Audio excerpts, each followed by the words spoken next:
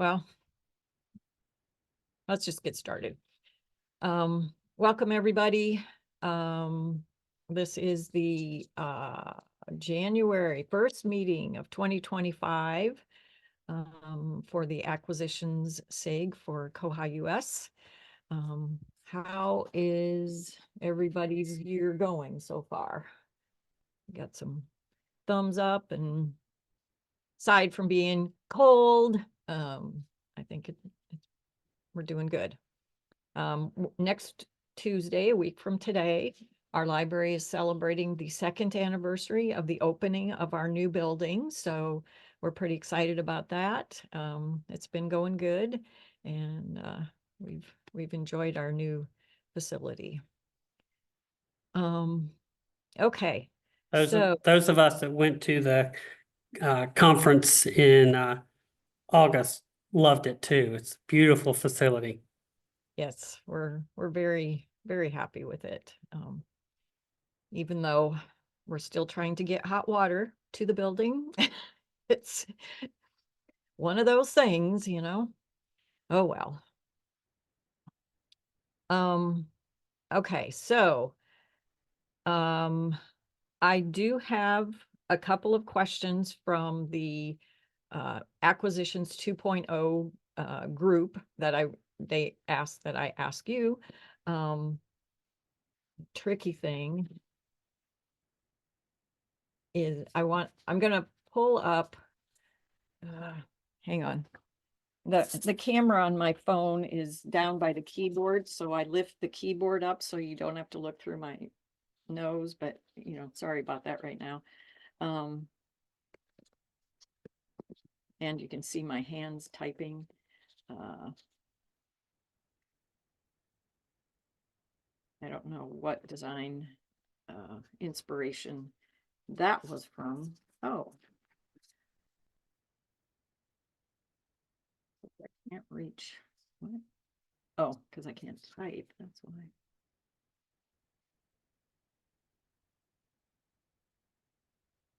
Okay, try again. There we go. Sorry about this. So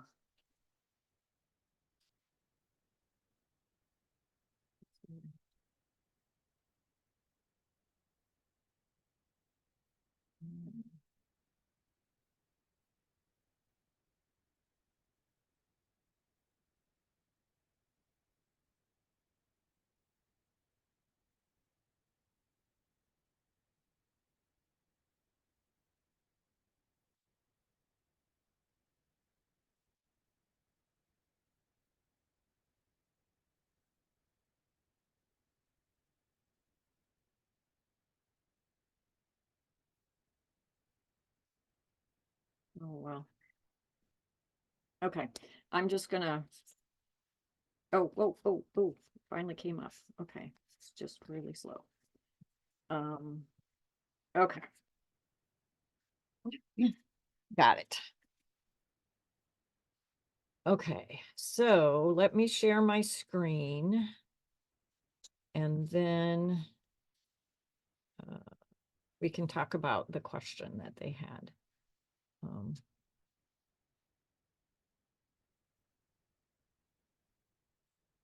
All right, so I'm going to. Okay, can you see my screen? All right. So this is in, like, you're adding something to a basket, a new order. And down here at the very bottom are these two statistics fields. First question, does anybody use the statistics fields? That's kind of what I thought. We do in Europe. Okay. Yeah, I was thinking maybe Daphne. So the question is, I guess right now, those statistics fields, there we go, are connected to the fund. Is that, but not everybody uses them as if they are connected to the fund? I guess the code assumes that whatever fund you're using, these statistic fields are related to. How, does that make sense to you, Daphne? Yes, I think they use it. Some of my clients use it for a further breakdown of the spending. Yeah. Yeah, so that was my understanding, you know, from the conversation. We don't use them right now either. I've thought about using them, but we don't use them yet right now. You know, it'd be like, you know, the language of the book that's coming in, or which professor, you know, in a university setting, which professor is asking for it, or is this a student book, or is this a researcher's book, or things like that. I don't know if you have other examples, Daphne, from No, your. they would typically be the kind of things. It would be, you know, the individual person who was requesting it. So maybe the fund is for a department, and then it's the individuals in the department, or if there was a breakdown by subject material within that department, they might do that. Or if you didn't have, if you just had a fund for a department, but you wanted to separate out or just get statistics on maybe how much you were spending on print material or journals or ebooks or whatever. Okay, yeah, that's kind of what I was thinking about using it for, is breaking it down for the adult nonfiction, breaking it down by Dewey hundreds, you know, so that we could see, because our collection developers will get assigned a specific Dewey range, you know, you get the 100s and the 600s or something like that. And that way they could see how much they spent last year on that, on those ranges, and to kind of plan for the next year, how much they're going to spend and stuff. That was just a thought that I had, but I haven't figured out how to implement that yet without a whole lot of work. So the question, so in the thinking of, you know, the redesign of acquisitions, the question that they were wondering is it necessary for those statistical fields to be associated with a specific fund, or not? And that might be something you need to think about, Daphne. And yeah, and what I'll do is I'll check with a couple of the clients that use them a lot, just to remind myself exactly how they use them. okay. I will do that and email you when I get an answer. Okay, that would be great. I will probably send out an email to the whole acquisitions group just to see if I can't pick up a few US people that are using it. Otherwise, I can say I can't find anyone in the US that actually uses it. And then the other question is how many of these fields would be helpful? Right now, it seems for the people on this call, 2 is more than enough, because they don't get used. So, yeah, that's a shorter discussion than I thought it would be. So, let me, yeah, I'm going to stop sharing, but then I'm going to kind of talk through a couple of thoughts or whatever. Okay, yeah.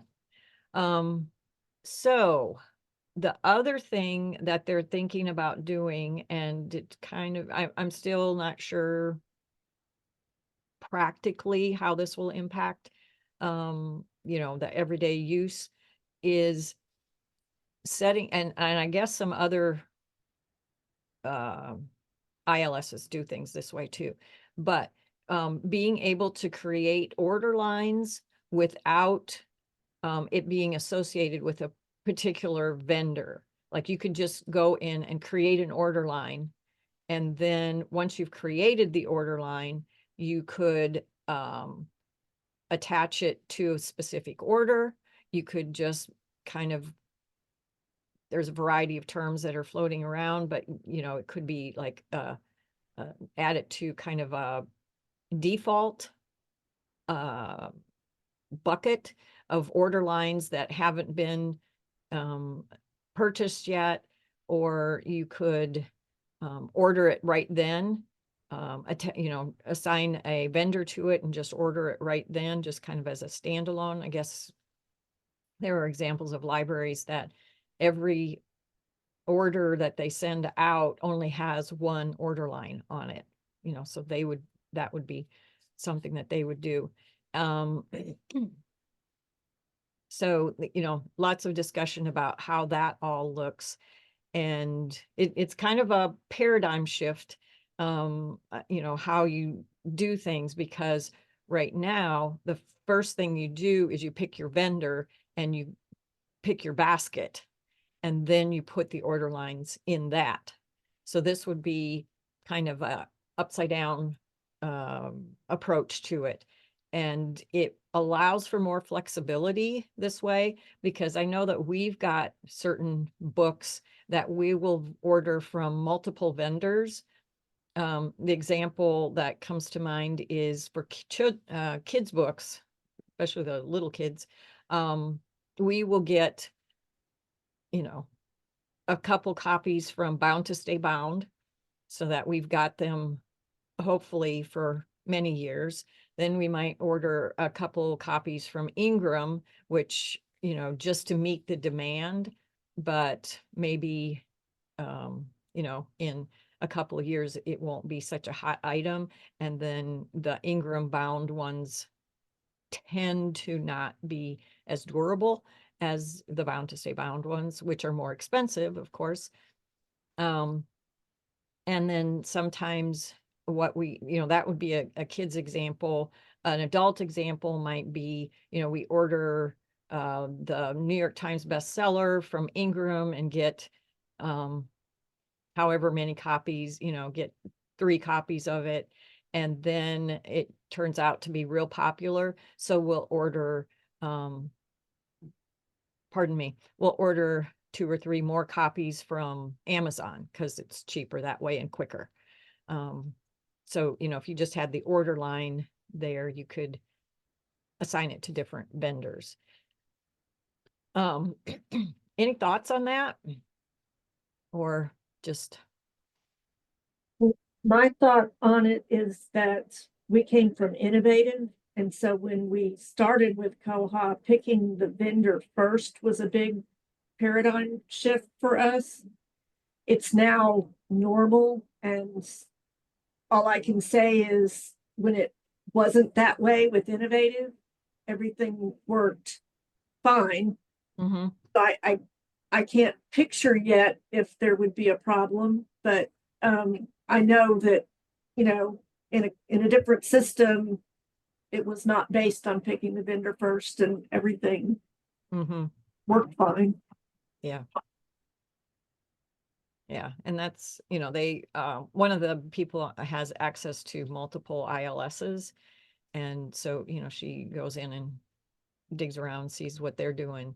And this is something that, and people have requested it just because of the increased flexibility to be able to do that. So, Wally? Well, that's Yeah. it. Did I any- have one client who,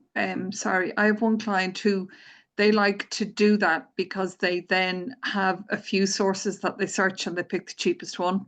Yep. And they're not tied to a contract with one supplier. Mm-hmm. But if you're using EDI, it's going to be irrelevant anyway. So, Yeah. Did anybody look at see the Monday minutes this morning from Jesse and Nick? There's evidently a new update that's coming through in the 24, the most recent one coming up, that's going to make things a little more one-click processing of things. And so I'm wondering how that's going to affect. They went through and gave us a fast demonstration, but I'm wondering how we don't use acquisitions per se in Koha yet, but we're thinking about moving that way as we grow, whatever. But I'm just wondering, I'm listening to the conversation and trying to picture things, wondering how that new one-click way of doing things is going to affect what you're talking about. Yeah, so my understanding after, asking questions is that new one-click thing is for non-EDI libraries. It doesn't really impact EDI at all. And I also know that the guy who developed that new thing is also the guy who's the developer on Acquisitions 2.0. So he's very aware of that, all the work that went into that update. So I don't know the answer to that, but I do know those two bits of information. So I'm thinking that after they did all that work, they will try to keep that function. And yeah, for non-EDI ordering, that is pretty slick from what I saw of it. Jesse, I forget, I saw a quick demonstration or an explanation of it. I didn't see the Monday minutes this morning. But yeah, that's going to be pretty nice for non-EDI ordering. And I think, is it just for Ingram right now? Is that? I didn't get that information. I got that you set up with whatever vendor, Baker and Okay. Taylor, Amazon, I think Amazon, but Baker and Taylor and Ingram are the two that we work with the most. And when they did a drop down, there was a whole list of vendors that you could potentially use. Let me change that they had set up in their example. Like for me, I would only have 2 or 3 if Amazon can have that capability to import the marks and stuff. That's really what I'm looking at more than anything else. Because right now we have a basket, the baskets get sent to me. I then enter them through the iPage, in Ingram, download the marks, then say, okay, I've done my job. And then the person goes and places the order. So it's going to be nice if that works out, that it can be more of a one-click thing and they choose which vendor. So that was where my question came in is, Sure. Are we going to deal with a basket with, and I'll use the example like you used, we do the same sort of thing with either book club or with very popular, Colleen Hoover, I'll use that as an example, or our award winners. We usually have one of those, and then we have to buy another copy. And then if the schools have it on their list as well, then it becomes an extra copy and we do the Amazon thing. You know what I mean? So It's kind of do we have to have a backup? Do we have to have a backup basket, or can I pull things from a basket and move it to another vendor? That sort of thing are questions I'm going to want. So that's what drove my question earlier. Okay. Yeah. And I think that there will be that ability to have today, the idea floated, and, all of this is early stages and still in design. So when it hits implementation, things may change because it's like, yeah, you can't do that with this structure. So the thought today was maybe doing a default basket. I think that term is going to go away. That term is going to go away, but it's a place where order line can be, and then it can get assigned to different vendors from there. So, but I just kind of wanted to put out there the idea of, having, starting with the order line rather than starting with the vendor. Just as, an idea. It's still a long ways in the future, the actual rollout of this. But it's good to kind of think about different things and if you mull this over and you think, oh yeah, that would be really great, and this, let me know and I can see if I can present it, because I did ask them specifically, what happens with an Amazon order that I'm not sending something to Amazon from Koha. I may have already ordered it. I'm just going back to Amazon and putting in kind of a real simple, I can't think of the, basic record, just so that our folks can see that, oh yeah, we've got this on order. And if you want to put it on hold, you can, and stuff like that. And they, that was all covered as well. We could do that kind of thing. So,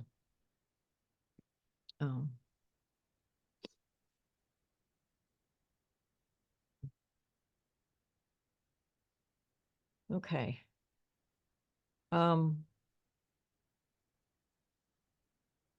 No, I know we do this every month, but I just realized that I didn't have everybody kind of introduce themselves, because I do want to build a little community here. So maybe we'll do it now since, since pretty much everybody that's coming will be here.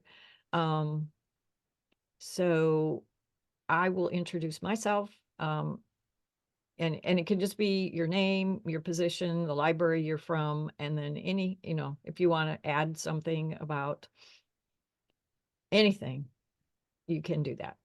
Rhonda Kuiper, I work at the Round Rock Public Library. I am the manager of collection development and technical services. And just a couple weeks ago, I celebrated my 10th anniversary at Round Rock. So very excited. I'm just going to call out people from my screen, and then, because I think that's a little bit quicker. Wally. My name is Wally DesChamps. I'm currently serving as the koha-US treasurer. I am at Prosper Community Library in Prosper, Texas, which is a northern suburb of Dallas. And I'm the technical systems coordinator. And I'm kind of a jack of all trades.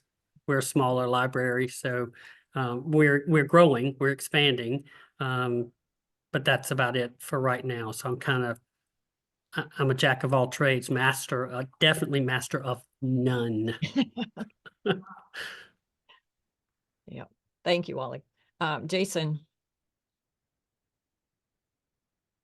Guess I could uncover my camera. Hello, I'm Jason Rub. I'm the Seek and Find coordinator at the Southeast Kansas Library System. We have a consortium of 51 libraries here in the southeast corner of Kansas. We are currently 49 public libraries, 2 community colleges. We're not currently using acquisitions. We just use purchase suggestions, but maybe in the future we'll start that up. Okay. Thanks, Jason. Barbara, you're next. Hi, I'm Barbara Johnson. I'm library manager at Bedford Public Library, Texas. We're a suburb in the Dallas-Fort Worth Metroplex. We've been on Koha since 2016, and this month I celebrated my 35th year at the library. Whoa. Oh, wow. Congratulations. I started when I was 5. Yeah.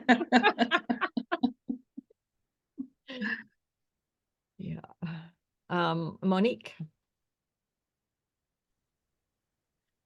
I think I'm the Monique you're referring to, so I'll just jump in here. Yeah. Yeah. Okay. Monique Mata. I am the Adult Services Coordinating Librarian for San Luis Obispo County Libraries in California, and I do the purchasing for the adult collections, both physical and digital.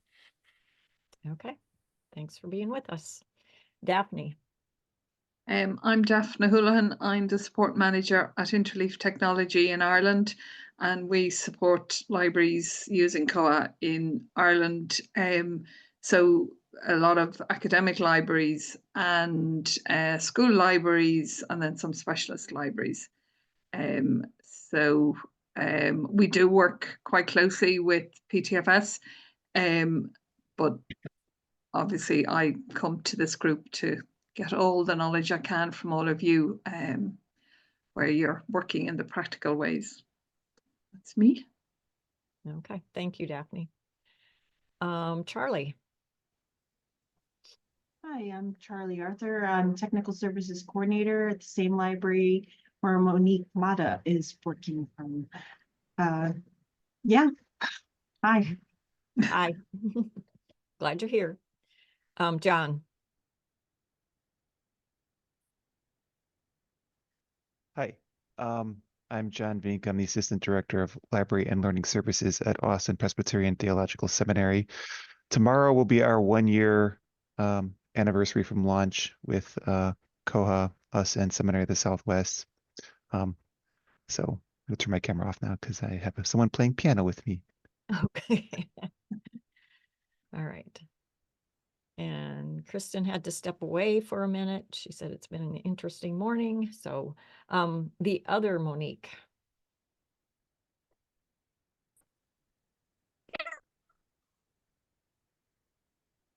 Okay, I can't hear you, Monique. I don't know. Is this better? Yes. Okay. much- I am the periodicals, serials, and supplies person for the college, the Vermont State University. There's 5 different sites, and we also include CCV with the libraries. And there's only 2 of us that actually do ordering of physical books and ebooks. And I also take care of the budget for all the sites as well, and this ordering supplies. And we haven't been ordering much in print.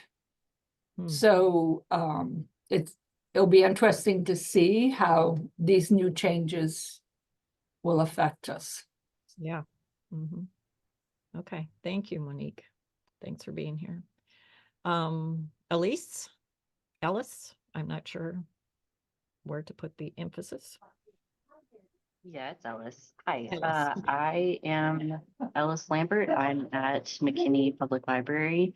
I am a library tech in our tech services department.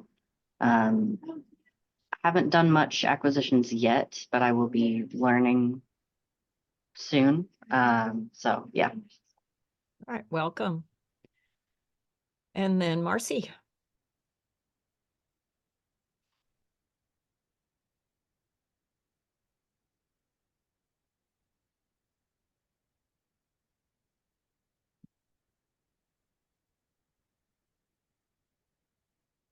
All right. I'm not sure where Marcy is.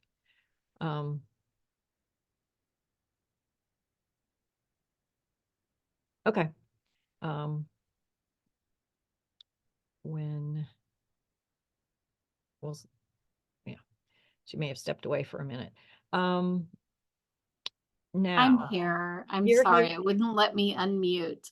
Oh, I'm Marcy Chen, McKinney Public Library. We have 2 locations and we've been on koha since 2016. And I've worked in libraries since 2001. okay. Thank you, Marcy. All right. Is there anything anybody wants to talk about? Jesse and Nick have been presenting stuff for was it 24/11, I think, on Monday Minutes. And who is anybody here going to be an early adopter? Yeah. Okay. Charlie's library, Barbara's, and us, I guess, are going to be early adopters. So I think Possibly McKinney. Oh, okay. Okay.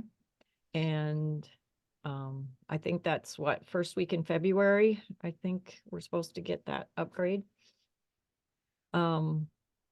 But is there are there any questions that people have or cool things you figured out or anything like that?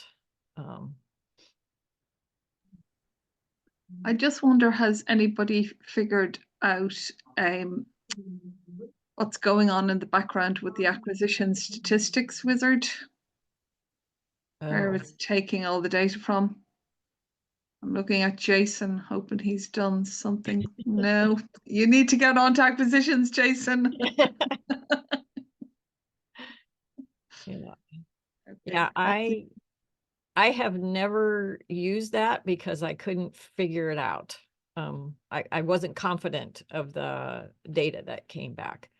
Can I ask what the issue is that you're running into with the acquisitions reports?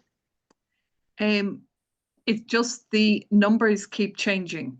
So if you run a report for the number of items that you ordered in a time period, it uses, I think, but I don't have proof that it's using the closed date to determine, you know, the order was placed on this date. And that's fine. But then if you subsequently reopen the basket and then close it, it shifts to the new date. So, you know, you might have run your stats for 2024 and then you open an order today for some reason. Now you shouldn't be reopening orders, but sometimes people do. And then when you close it, that order moves from 2024 into 2025. And I was trying to go back and prove it by, you know, finding out exactly where I was getting the details from, but it's not easy to work out. So, because it's not actually using the statistics table the way the circulation wizard does. But I'll just keep battling on, get more grey hairs. Thank you. Yeah. Wally, did you have a question? Yeah, just because we don't use acquisitions because we've been so small, but as we're advancing and as the module is advancing, especially the one-click thing that has just really sparked my interest. What are the advantages and disadvantages? Because like Jason's got a huge, you know, consortium he's working with. Looks like that might be useful there, or is it not useful on a large scale and better for a small, you know, like a Round Rock and like us? When I say, I mean, y'all are much bigger than we are, but still you're an independent library as opposed to a group, you know, or whatever. So what are the advantages and disadvantages to using this module in Koha? I'm going to let other people respond first because you don't need to hear me talk all the time. Well, I think from your point of view, Wally, it's that you only have to process your orders once. But what you've got to remember is on Koha, it's a fund management system. It's not a financial system. And I suspect Jason doesn't use it because they've got a very complex financial system that they have been using. And so it would appear like duplication. Whereas I would have some big users.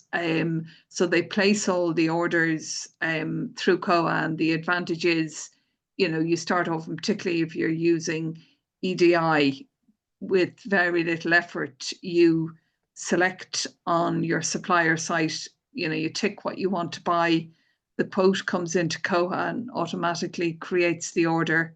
You just check it and then send it out, and the books arrive and the invoice comes in electronically, and again, you're just cross-checking against it. But at the end, when you have received it, it's all working beautifully in the library. But on the financial side, all you are saying is, well, this is the amount of money I have spent from my budget, this is the amount I have on order, and this is what I have available. But the actual paying of the checks and all the safeguards are going on your financial system.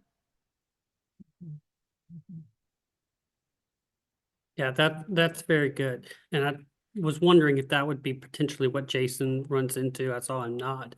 But yes, the idea that we just talked about was my director and I talked about was basically saying, okay, adult fiction has $10,000. And you just kind of keep that like a grocery list of what you're spending. And by this time in June, you've made it this far. How much more do we want to invest? How do we need to shift it to another area? You know, that sort of thing. Is more instead of having to go through our admin to say, what do you have on the spreadsheet? You know, and that can be, like you said, Daphne, that can get confusing because you've paid checks versus not paid checks and yada, yada. It's not your budget. It's more of, you know, the true financial accounting side of it. And I think what you're saying is this is more like a budget to work with as opposed to the financial component. Yeah, but it also means the minute you place the order, you have a record on koha. So then your patrons can place holds on it. And if somebody else thinks, you know, another member of staff, should we order this, straight away they can see, actually, we already have it on order. And that's another plus. Yeah, I can just add that the reason we don't use it is because of the scale and the complexity. So like we're all decentralized. We don't do any sort of central ordering, so every library is in charge of their own budget. A lot of my libraries don't have the time to learn how to use it, and they don't have the budgets to make it worthwhile to set up something like EDI because they're buying maybe 100 books a year, so like they just add it to the catalog as they go. But for us here, we do a lot of supplementing the collection with the system resources, so it would make sense for us to start using EDI and getting those records in sooner so that then the libraries, like Daphne said, could see what we're ordering so that then they can use their smaller budgets to sort of buy that stuff that's not getting purchased. Yeah. And And- this is Marcy from McKinney. I would just add that regarding EDI, it definitely takes a lot of work to get it set up and get it working correctly, and you know, setting up the grids with your vendors if you're doing 9XX ordering. But the time that it saves in the long run is worth it, I would say, as far as invoices come in and the items are received automatically, and you know, your item records are built just by importing a file rather than having to manually set collection codes and fund codes. So Koha is my checkbook. I value it for that, but I really think EDI helps me have a very small staff and manage the budget and make the items available in our catalog. Yeah, right now we don't use the invoices or anything like that on the Koha side. We kind of have the purchasers like Monique track their own budget. So with this new change, I'm wondering if we should have another conversation to start using it, especially if the tax part, because I think that was the issue, that the reason why we didn't use it is because the tax was coming in with a different number than what we were getting on the invoices, the paper invoices. So maybe we should have another conversation, Monique, about maybe using it as a way to track budget rather than you guys tracking it. That would be great, actually. I don't particularly enjoy tracking it on a spreadsheet.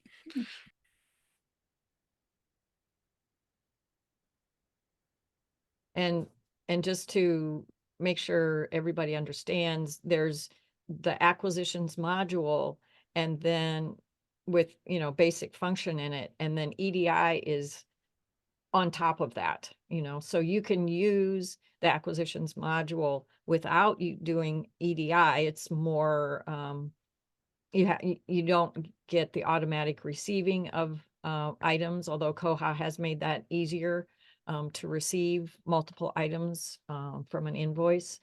And I don't know, Barbara, you're a non-EDI library. What do you see it as advantages for that? I mean, everything works pretty good for us. We have a small staff, but I haven't set up EDI partly because of the time and effort to set it up, and there's always some other thing. And so that hasn't happened yet, but it works pretty smoothly. You know, we do receive from an invoice, but now they have the batch receiving. And so that has sped things up a great deal.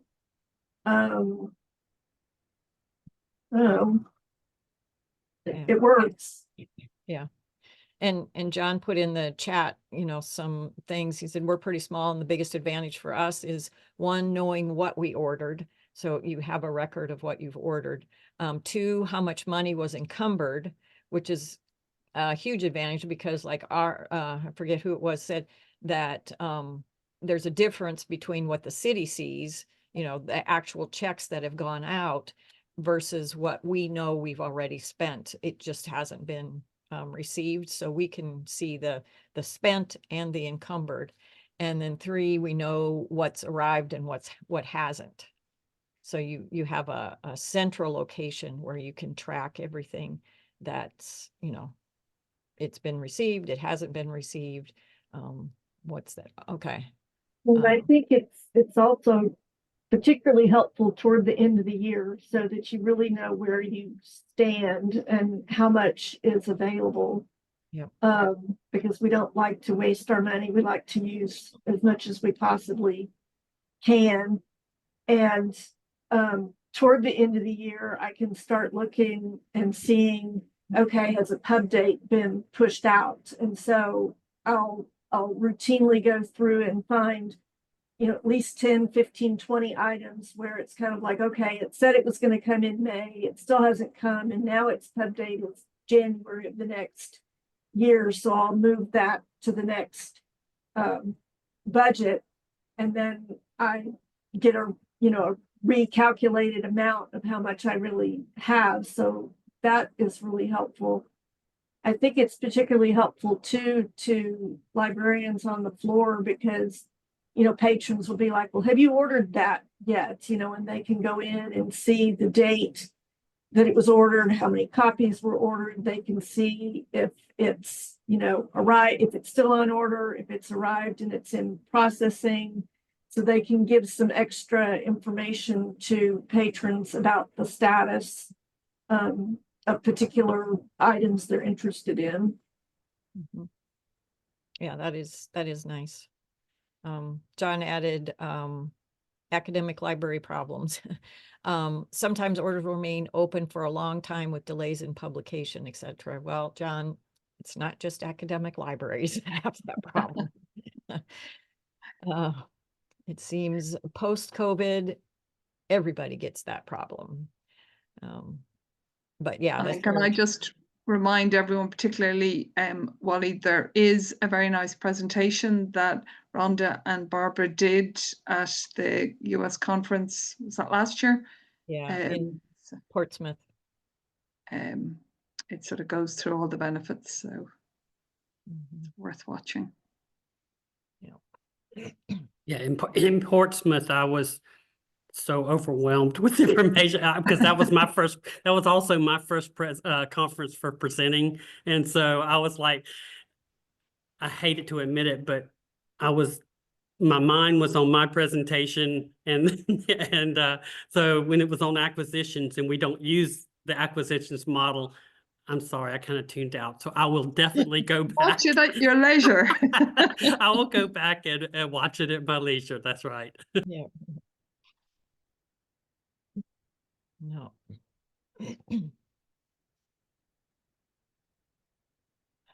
Yeah. Well, I think, you know, all the things that I was going to say have been sort of covered by everyone's comments. You know, for us, having the items in the catalog that have been ordered is huge.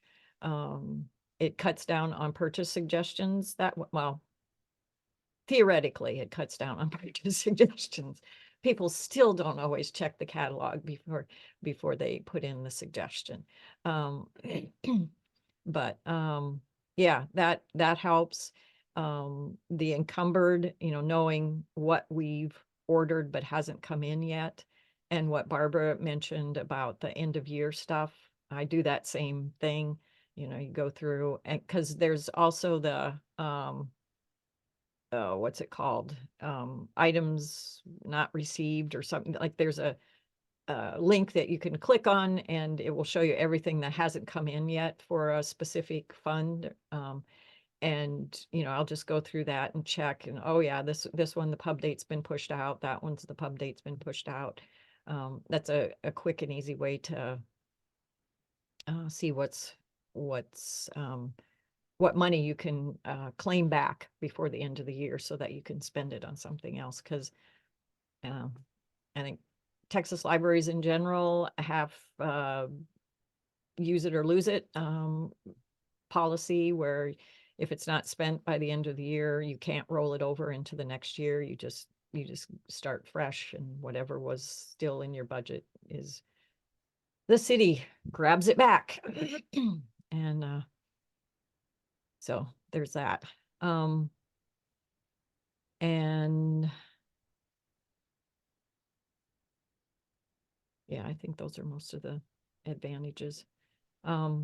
If I was just thinking as we were talking, it might be a useful exercise just to kind of go through pretend order and receive at one of the meetings, just so that, we can kind of talk through what, I know that every library is unique, just like all people are unique. Every library is unique. And we can kind of talk through and say, okay, this is what we do at this step. This is what we do at this step. And then learn from each other, and for people who aren't on it, just to see how much work it really is to do it and stuff. Does that sound like a good exercise to go through? Okay, I'm seeing heads nodding. So maybe we can do that at our next meeting in February. I'll try to, I'll work with Holly, and we can come up with a couple of examples. But if anybody else wants to kind of think through their stuff too, be more than happy for you to share that with everybody. And we can do that.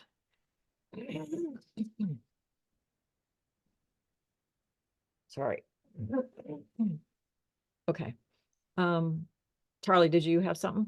Yeah, it's kind of related to, so you said for the suggested title purchases. So right now we're actually working with Grove to set up a way to block a request from a patron if an item already exists in the catalog.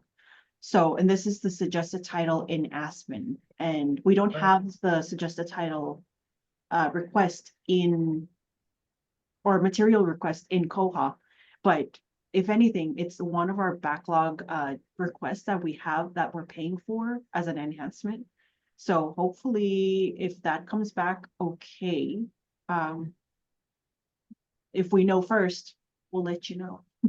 Okay, that would be great, because we do get purchase suggestions for things that are already in the catalog. It'd be nice if we didn't have to take the time to tell people that. Yeah, we're hoping that there will be an automatic message saying it's already in the catalog. Did you want to look up something else? And then yeah, it'd be great if it would just take them right there and say, oh, we got it. You want to put a hold on it or exactly whatever. That would be super. Put the word idiot. Yeah.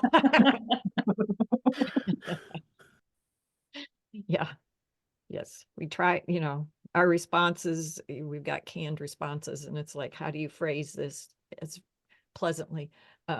One of our children librarians is very good at being upbeat and stuff. And she's like, oh, you're so lucky. We already have it. You know, would Oh. you like to go? You know, she always has a way to phrase stuff like that. That's, you know, very affirming. So That's your marketing librarian right there. yeah, that's right.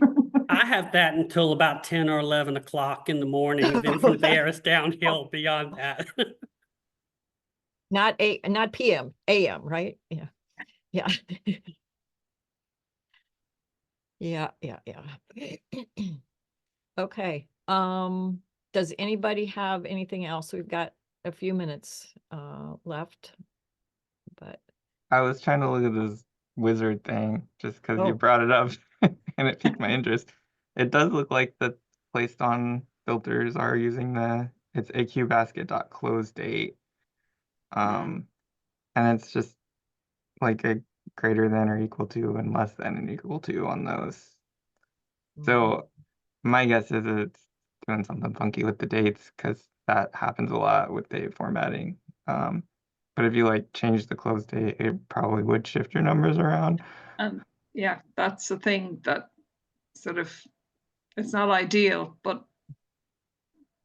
I know the thinking behind it was probably if you've opened the basket, you're then going to send the order back out. But that's not the case. Yeah, yeah. It seems like the received date would be a more accurate number. And there's a filter for that one too. Yeah. So placed on is using close date, received on is using received date.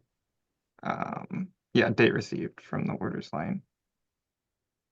I've always just avoided the wizards in general because I feel like I can't trust them because I don't know what they're doing for sure. Yeah, well, that is the problem. But for ad hoc queries, they are really good. That, you know, particularly for people who aren't doing their own SQL queries very quickly. So it just takes a while to get your head around the idea of selecting the columns and using the filters and yeah. Thank you for that, Jason. Okay. All right. It's 5 minutes to the hour, so I'm going to say if there are no other questions, we can adjourn this meeting.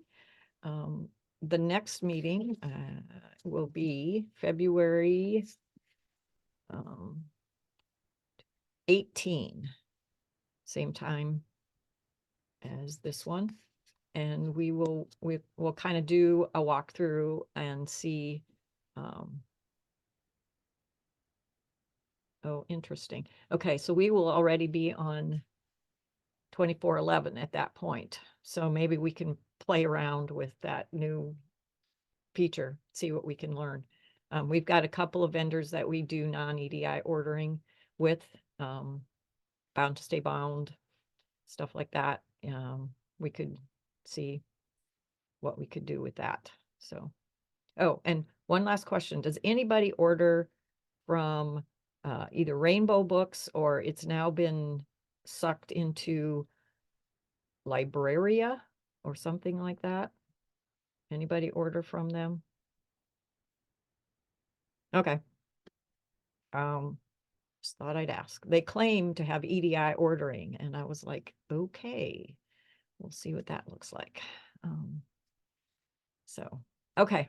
Well, everybody have a great month, and we can keep in touch through the emails.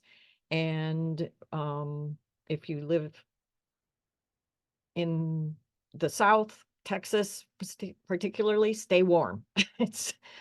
It's a little cold here for what we're used to. So I know we'll talk again. All right. Bye, everybody.